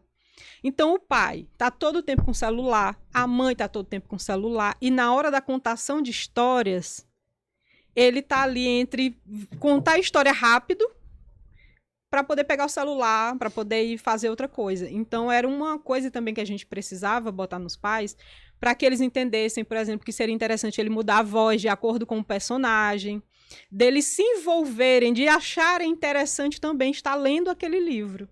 Então, foi uma forma assim que a gente conseguiu inserir eles e também fazer com que eles entendessem que, além da escola, mais do que a escola, na verdade, a formação de leitor acontece em casa. Porque muitas vezes a criança ela quer pegar um livro emprestado para ler porque a história é boa. Mas 90% é porque ela quer estar com a atenção plena dos pais nela. E naquele momento do livro isso acontece.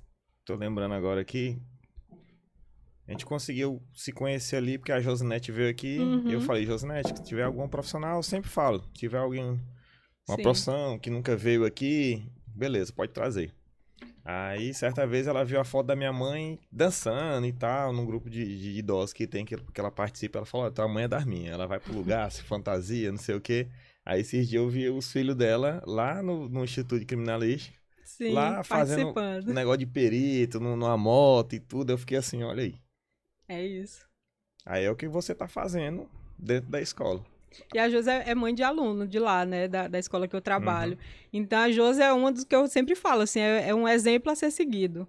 Porque a Josi sempre foi daquelas que não tem tempo para nada, mas ela tá sempre lá pegando as crianças e ela sempre fez questão de levar eles para pegar livro, de participar dos eventos, mesmo quando não era mais da idade deles, ela gostava de ir lá. Tanto que os meninos até hoje, assim, o Gui, que já é rapazinho, ele tá sempre lá, indo na biblioteca, sempre indo lá falar comigo, ver o que tem de livro ali que ele pode pegar. Ele já tem a noção de qual livro é para a idade dele, qual não é, assim como o Manu. Então, assim, é a interação dos pais com os filhos que muitas vezes hoje nem tem. Exatamente. Hoje nem tem. Hoje mesmo a gente colocou no nosso Instagram a psicopedagoga que a gente trouxe aqui, ela é neuropsicopedagoga. E ela mostra a importância das telas, né? Sim. Que é uma coisa que a gente estava comentando brevemente aqui. Que hoje em dia é todo mundo no celular, o pai também, que às vezes a gente pensa que é só os filhos, mas não, são os pais também. Que às vezes o filho passa, dá boa noite ali e o pai nem responde, porque eu entendo pela falta de estar... trabalho e tudo, mas a gente é como se fosse um lazer. Isso, mas a gente tem que ter um momento ali, é como eu disse, eu não tenho um filho ainda, mas a gente vê relatos de quem é pai, trabalha, às vezes passa o dia todo na viatura com a menina que é mãe de 3, ela vai comentando várias situações que eu falo, ó, isso daqui, e a gente vai pegando o feedback de cada um. Sim. Então, a gente vai dar uma celeridade. E tem que ter esse equilíbrio. Não é que a gente proíba o uso de telas, mas a gente gostaria muito que houvesse esse equilíbrio. Tipo, ele tem que usar porque o mundo daqui para frente vai ser só mais tecnológico. Mas ele tem que ter essa base da leitura e tenha esse controle do tempo. Porque isso faz mal. Por exemplo, já saiu estudos que falam que muitos neurônios, e ela deve ter até citado isso, que como atrofia o cérebro esse uso exagerado de telas. Então, tipo, estavam querendo, por exemplo, no governo de São Paulo, estavam querendo tirar todos os livros didáticos e colocar tudo em telas. Aí você imagina, se eu pego o celular aqui para olhar uma coisa, eu já começo a olhar o Instagram de não sei quem, do criador da roda, imagina dar uma tela na mão da criança. Então, assim, aquele hábito de mudar, de pesquisar o que não tem nessa página que pode ter nessa, esse hábito faz com que o teu cérebro, até mesmo o toque, tudo faz com que o teu cérebro vai sendo ativado em determinadas camadas, né, de neurônios, ligações neurais, que você não consegue ter usando uma tela. A gente vai dar uma celeridade aqui. Uma das perguntas é, qual a importância da literatura infantil e juvenil no desenvolvimento cognitivo, emocional e social das crianças e dos jovens? Pronto, aí a gente fala um pouco do emocional, né, que é essa ligação que tem que ter com os adultos que estão em volta dele, principalmente porque o adulto é o quê? O exemplo.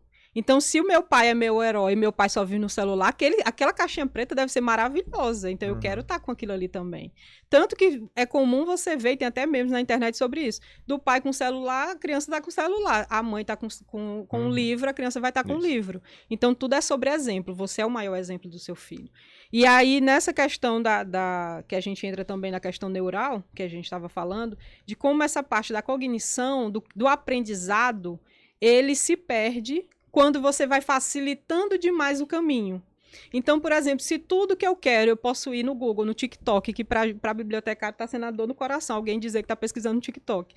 Mas quando as pessoas estão fazendo esse tipo de caminho, esse atalho, o que acontece? O teu cérebro vai perdendo esse desafio que ele precisa para ele ir melhorando. O que a gente faz? A gente tem que estudar mais para aprender mais e sempre você está naquela perspectiva, meu Deus, eu não sei de nada. Então, se você começar a facilitar demais para o teu cérebro, ele atrofia, porque tem áreas que ele não vai precisar utilizar. Então, nem sempre essa facilidade que as telas estão oferecendo, né, vai ajudar. Já os livros, não. O livro você tem toque, você tem cheiro, você tem atos de virar a página, de sentir o papel, sabe? De ler, de cheirar, tudo isso está ativando partes do teu cérebro. Então, no momento que você está lendo e está lendo coisas diversas, isso tudo vai facilitando o teu vocabulário. Porque, por exemplo, principalmente para criança pequena, tem pais que chegam lá dizendo assim, meu filho falou tal palavra, eu nunca nem tinha falado essa palavra. Ele viu no livro que ele estava lendo. Porque a gente fala de um jeito em casa. Você pode, na sua vida profissional, você usa termos técnicos, você lê livros com termos técnicos, mas você não costuma falar com criança com termos, determinadas palavras. E às vezes também é só porque não faz parte do teu vocabulário. Mas a criança que está tendo ali acesso a livro, ela está aprendendo sobre nomes de cor que ela nunca viu. Ela está aprendendo sobre países que ela nunca viu. Ela está aprendendo qual é o animal que existe em determinado país, que ela não sei nem se ela vai pisar um dia. Mas então, isso tudo é conhecimento que o livro vai oferecendo entre palavras, entre imagens, sentidos, que sem o contato com o livro você não vai ter. Por mais que você tenha várias experiências, a experiência que o livro oferece é totalmente diferente. Assim como em questão de sentimentos. Tem muita coisa que criança só vai ter contato com os livros. Por exemplo, uma criança que ela não tem ninguém negro perto dela. Uma criança que cresce na escola dela é todo mundo branco, a família dela é toda branca. Quando ela vê um negro, ela pode ter alguma impressão, e não é por questão de preconceito, racismo, é porque para ela é diferente, ela nunca viu. Então, o que acontece? Se ela for apresentado em livros com personagens que têm o negro, aquilo ali já vai, e nisso eu estou citando negro, mas pode ser um sentimento, pode ser uma palavra, por exemplo, madrasta, entendeu? Então, quando o livro apresenta isso para ela, uma coisa que na vivência dela não existe, isso tudo faz com que ela experiencie algo, para que quando ela se depare com aquele algo, ela já não tenha surpresa e ela saiba lidar com aquela situação. Importante demais. Eu tô vendo com outros olhos essa profissão, é sério. Cada dia, cada profissional que eu trago aqui, eu me surpreendo com um pouquinho... Mas sabe que nada sabe. Então, vamos lá. A gente queria falar um pouco aqui, né, de fake news, desinformação. Sim. Aí, a pergunta seria, como você vê o papel das bibliotecas na sociedade atual e como acredita que a profissão de bibliotecário pode contribuir para a comunidade? Pronto. Quando a gente fala, que foi até o que eu citei antes, sobre como dói o coração do bibliotecário, alguém está falando que está pesquisando no TikTok, porque isso acontece, porque é onde ele está mais ali, né? O jovem, ele está mais inserido. Então, ele acaba vendo de tudo, e se ele bota ali a palavrinha-chave, vai aparecer para ele. Só que a gente sabe que ali não é uma fonte segura de informação. Vai ter gente que pode dizer que é PhD em sei lá o quê, e aquela pessoa não é. Mas ela quer usar aquela titulação para poder parecer que é alguma coisa, assim como roupa, gesto, tudo é calculado friamente para que te passe uma informação de uma forma que você acredite. Uhum. Então, o que acontece? O bibliotecário, como ele trabalha com essa formação de leitor, ele também trabalha com a formação de pesquisador, que é o quê? Quando a gente oferece uma biblioteca, a gente está oferecendo diversos textos. Ali, a partir daquele momento que o aluno de 1 ano e meio, 2 anos que ele entra na biblioteca, ele entra a primeira vez e ele julga um livro pela capa e ele escolhe aquele livro. Só que ele leva para casa e lê. Talvez ele goste, talvez não goste. Pelo tamanho, pelo conteúdo. Ele começa a usar métodos para selecionar o que ele vai consumir. Da próxima vez, ele já vai dizer assim, isso aqui tem pouca página, eu não vou conseguir dormir com esse aqui, eu vou ter que pegar um maiorzinho. Então, ali ele já vai selecionando a informação. Quando ele chega na biblioteca juvenil, a nossa intenção é que ele aprenda a saber a organização da informação, os números que a gente usa para separar tudo na estante, quais são os autores que vão falar sobre determinados assuntos que eles estão estudando, né? Como, por exemplo, o melhor autor de matemática e assim vai. No ensino médio, a gente já quer que esses alunos já tenham conhecimento sobre o espaço e sobre onde pesquisar sobre as profissões que eles vão escolher. Que é para quando eles chegarem na biblioteca universitária, eles pegarem as informações que os professores vão passar para ele, porque professor universitário é de outro nível. Então, o professor universitário vai cobrar deles informação e eles, em vez de só ficar, meu Deus, o que é que eu vou fazer? Eles vão saber que eles vão ter que ir para a biblioteca e vão poder pedir ajuda para o bibliotecário ou o profissional que está lá, para mostrar para eles qual é a base de dados que eles têm que ficar amigos, porque quando você está no curso superior, você tem que ficar amigo, descobrir qual é a base de dados mais importante, que é para ali para poder pesquisar um artigo e tudo mais. A partir desse momento que você sabe onde encontrar a informação, você se torna pesquisador, e aí você vai criar a sua informação. Você vai criar artigos, vai criar seu TCC. E aí, nesse momento, é que você se torna pesquisador e você começa a não ter preguiça de procurar informação e não ser desinformado e nem acreditar em fake news. Porque a fake news é quando você cria uma informação mentirosa. E a desinformação é quando você cria uma informação que existe em outro contexto só para poder desinformar aquela pessoa. Então, quando a pessoa tem essa formação acadêmica, de pesquisador mesmo, de selecionar texto, ela não tem preguiça de ver uma informação e dizer assim, tá, mas quem é que está falando? Tá, isso aqui é só um recorte de uma página, mas isso aqui existe mesmo? Cadê o link? Deixa eu ver aqui. Que jornal é esse? Qual é o viés que esse jornal costuma publicar? Tá, mas ele tá citando algum especialista? Tá, deixa eu ver quem é esse especialista. Então, o teu cérebro fica condicionado a não acreditar em tudo que te passam. E é daí que você aprende a selecionar informação e diminui o uso dessas fake news e da desinformação. Só que quando você não tem essa base, tudo que vem para você e é de acordo com o que você acredita, você diz é verdade e compartilha. Eu digo sempre, quem tem informação, e ela pode transmitir de várias formas. Né? Sim. Depende do que eu quero transmitir. É igual tá a xícara aqui, ó. A xícara tá um sentido, tá amarelo. Do outro lado tá roxo. Mas eu posso dizer que são duas cores, ou eu posso dizer, não, ela só é uma cor, ou ela só é outra. E o que as pessoas estão vendo é só uma. Pois é. Ou seja, a informação é o lado que eu quero mostrar. Exatamente. Aí é por isso que eu digo, o brasileiro, ele é fácil de ser manipulado. Eu tenho esse pensamento meu. Ele é muito fácil de ser manipulado. A internet ajudou um pouco? Ajudou um pouco, mas a população está começando a se conscientizar mais de não acreditar em tudo que vê.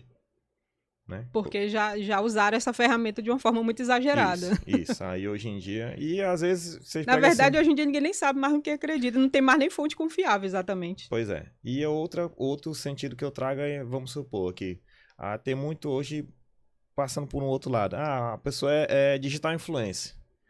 Só que às vezes ela não tem nem conhecimento daquilo, mas ela ouviu falar de outra pessoa e ela começa a transmitir a informação com uma certa segurança que você fala. A oralidade boa. Isso, aí você fala, rapaz, isso aqui é verdade mesmo. É isso. Aí vem uma pessoa que tem a informação correta e tenta, não, mas fulano falou e é o que ela tá dizendo e acabou. É isso. Ou seja, hoje em dia tá muito... E isso se dá também pela falta de biblioteca. Verdade. Biblioteca pública. Raramente você conhece uma cidade que tem biblioteca pública e que seja ativa, que esteja de porta aberta. Não, se você chegar na praça, chega assim, onde é que fica a biblioteca da cidade? Pouca gente sabe. Pouca gente sabe. Eu já fui umas 3 aqui. E, por exemplo, aqui no Brasil tem uma lei desde 2010, que é a 12.244, que ela fala sobre a universalização de bibliotecas, que é o quê? Cada instituição de ensino, público ou privado, tem que ter uma biblioteca. E tem que respeitar a 4084, que é a nossa legislação, que diz que se é biblioteca, tem que ter bibliotecário. Hoje a gente está o quê? 2024. E a gente vê pouquíssimas instituições que têm biblioteca e que têm bibliotecário. Então imagina, se mal tem biblioteca e se tiver não é um bibliotecário, a gente continua formando pessoas que não vão saber pesquisar, que não vão saber a importância de ler diversas histórias e de não acreditar em determinadas coisas, né? Porque, por exemplo, tem o famoso livro que volta e meia entra em discussão, que é o Dom Casmurro, né, de Machado de Assis. Quem narra é uma pessoa. E aí ele te coloca para questionar em que você acredita. Vai acreditar na Capitu ou no Bentinho? Porque cada um conta a sua versão. E é justamente o tipo de leitura que te ajuda a te formar para que você não acredite em fake news. Porque quem é que está te contando? Ele está dizendo que ela fez isso. Mas você vai acreditar nele porque se ele não é ela. Ele não é ninguém que viu ela fazendo alguma coisa. E mesmo que fosse, é ele contando. Ele pode contar da forma que ele quiser. Então, os livros, eles vêm aí para poder ajudar a gente. E aí, se você não tem um mediador, né, no caso, o bibliotecário, acaba se perdendo essas coisas, essas miudezas de uma leitura, acaba se perdendo e você não faz... Você pode até ler o livro, mas não há qualidade na leitura. A mulher fez me arremeter outra coisa lá no passado, lá do vestibular, lá atrás. Tem pouquinho tempo. Mas... Então vamos lá, Kenneth, coloca a foto 8. Aí durante a conversa aqui, tu bota a 8 e depois a 9, porque é o mesmo contexto. Uma seria o Instagram, Dica Bibliotecário, e o outro seria o canal do YouTube. Aí, tendo em vista que é uma profissão que dissemina informação, como você compartilha essa informação com seus colegas da área? Pronto. E aí, a partir do momento que eu tô com um público enorme na biblioteca, eu não consigo mais dar conta de conversar com os pais, de falar sobre a fazer curadoria de livros, de indicar, porque o pai de criança pequena, por exemplo, tem desfraude, tirar a chupeta, meu filho está com um comportamento X, então eu não consigo mais fazer essa curadoria de conversar com eles sobre os livros. E aí eu crio um Instagram, Dica de Bibliotecária, para poder dar dica de livro. Só que nisso começa a vir muitos profissionais. E aí eu penso, tá, mas eu não posso misturar, que aqui é só curadoria. O máximo que eu faço é mostrar um ou outro projeto ali que tem a ver com o livro. Mas como muitos bibliotecários começam a procurar, né, o meu Instagram e mandar mensagens, aí o que eu faço? Eu crio o canal no YouTube. Porque aí com o canal do YouTube eu consigo dividir o público. No Instagram eu faço a curadoria e no canal do YouTube eu faço a divulgação de contextos mesmo, de assuntos profissionais só com bibliotecários e com todo mundo que tem acesso, porque tem muita gente que não conhece a profissão e o YouTube ele é uma ótima ferramenta para as pessoas encontrarem, né? Tanto que se você bota lá uma profissão que vocês já trouxeram aqui, provavelmente vai ser um dos primeiros resultados que vai aparecer. Então, isso ajuda também a fazer a divulgação da própria profissão. Então, a gente tem que ter até um cuidado maior ali com o que divulga. Kenneth, volta bem, por favor, que a gente colocou a 10 e seria a 8 e a 9. É só pro povo em casa ele ter noção de qual seria o Instagram, né? Pronto, é isso aí. Esse é o canal do YouTube. É o canal do YouTube, pronto, quem tá assistindo, volta aí, eu acho que o Lauro deve ter colocado a outra. Pronto, esse é o Instagram. E esse é o Instagram, ou seja, quem quiser acompanhar, procura as duas plataformas aí. E aí, aí se dá 10. Isso, aí agora a gente vai pra 10. Vamos lá. Isso, pronto, essa daí. Que aí, nessa parte aí, já vamos lá. O que você ganhou com a divulgação de conhecimentos através do projeto Diga Bibliotecário nas redes sociais, que seria o prêmio nacional. O seminário internacional é outro. Pronto. Que aí eu começo a receber convites, né? Que aí tem o seminário internacional, que aí vem palestras, cursos que eu começo a oferecer, porque as pessoas começam a cobrar demais. Elane, como é que eu faço para ter essa criatividade de ficar fazendo evento? De como é que eu trago as famílias aqui, né? Porque aqui é outro contexto. Como é que eu faço para trazer as famílias? Então, eu quero aprender sobre isso. E aí, com essa cobrança, eu consigo ali, Deus sabe como, conseguir um tempo para oferecer alguns cursos. E aí, juntando os cursos com o canal do YouTube, ainda vem a vontade de estudar mais sobre a área. E aí eu começo um clube do livro da biblioteca escolar, que é para juntar profissionais do Brasil inteiro, que a gente se reúne uma vez no mês, para ler um determinado livro e discutir como a biblioteconomia está se dando em cada região do país, para que, né, todo mundo aprenda. E aí, dentro desse contexto, a Universidade Federal de Minas Gerais, que lá tem um núcleo de ciência da informação, que é um dos nossos núcleos máximos aqui, me premia né, com o Prêmio Carol Cutal, que é o nome de uma pesquisadora sobre biblioteca escolar, de como a pesquisa é feita, né, como a pesquisa é ensinada dentro de bibliotecas, que ela é americana. E aí tem esse prêmio que eles dão para bibliotecários que são destaque dentro da biblioteca escolar, que ajudam ali a profissão a ser reconhecida e que estejam exercendo, né, fazendo um bom trabalho. Então, é um prêmio, para mim, foi assim, é o auge da carreira ter recebido, porque não é um prêmio anual, é um prêmio que eles só dão realmente quando eles acham que a pessoa está fazendo muito pela profissão. Então, foi algo, assim, para mim, que foi o auge da minha carreira, foi ter recebido, principalmente porque eu recebi por indicação da pessoa que é a top, sabe, aqui no Brasil de pesquisa, tem vários livros lançados e tudo mais. Ou seja, um reconhecimento, então, né? É um reconhecimento. Principalmente se ela só, que é a Bernadette Campelo, se ela só tivesse dito, Elane, bom dia, para mim já teria sido, nossa, ela sabe que eu existo. Mas aí não só, né, me deu um bom dia, como me deu uma premiação, aí que veio com um prêmio em dinheiro, que vem um prêmio da Universidade, né, de Minas Gerais, uma pessoa que está aqui no Piauí, sabe? Então a gente vê esse reconhecimento de fora. É muito importante, muito importante mesmo. Coloca a próxima foto aí, Kennedy, por favor, que seria palestras e eventos, seria um seminário internacional. Aí você pode falar um pouco dessa foto aí.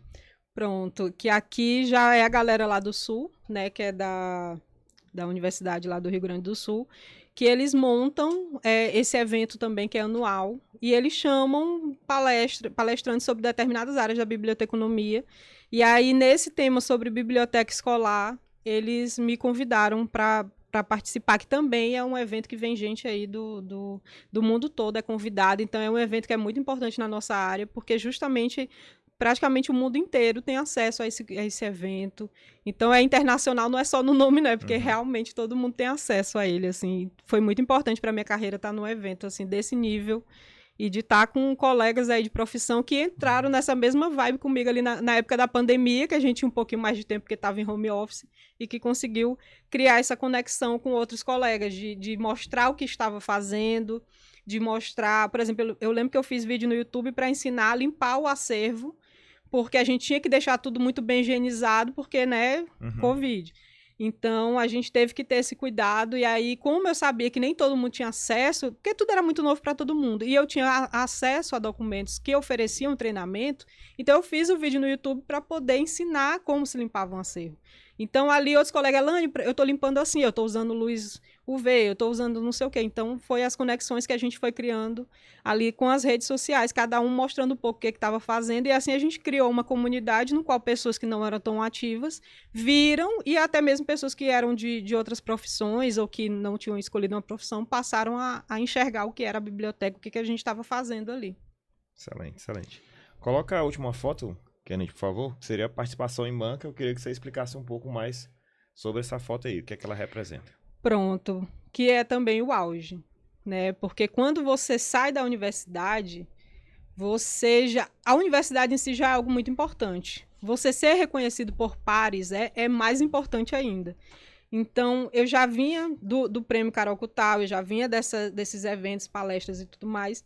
E aí, quando a professora do curso de biblioteconomia de uma banca e participar de uma banca me convidou, então para mim assim é como se tivessem finalmente me vendo como especialista naquilo, porque quando eles convidam uma pessoa de fora é porque eles estão com um TCC que trabalha aquele tema e eles precisam de um especialista para poder ajudar a avaliar, né, uma pessoa que esteja atuando na área. Então quando me chamaram eu vi um reconhecimento daqui, né, porque eu já tinha esse reconhecimento de fora com esse prêmio e com as palestras e tudo mais, mas o daqui mesmo, assim, eu não tinha exatamente esse reconhecimento, né? Não oficialmente. E quando me foi convidada, tanto que eu já participei de 3, de bancas, assim, eu acho que é um nível que te coloca além do que você estava esperando, é que você está dando um retorno, e esse retorno está sendo visto por pessoas além ali dos profissionais em si. Então, para mim, foi muito importante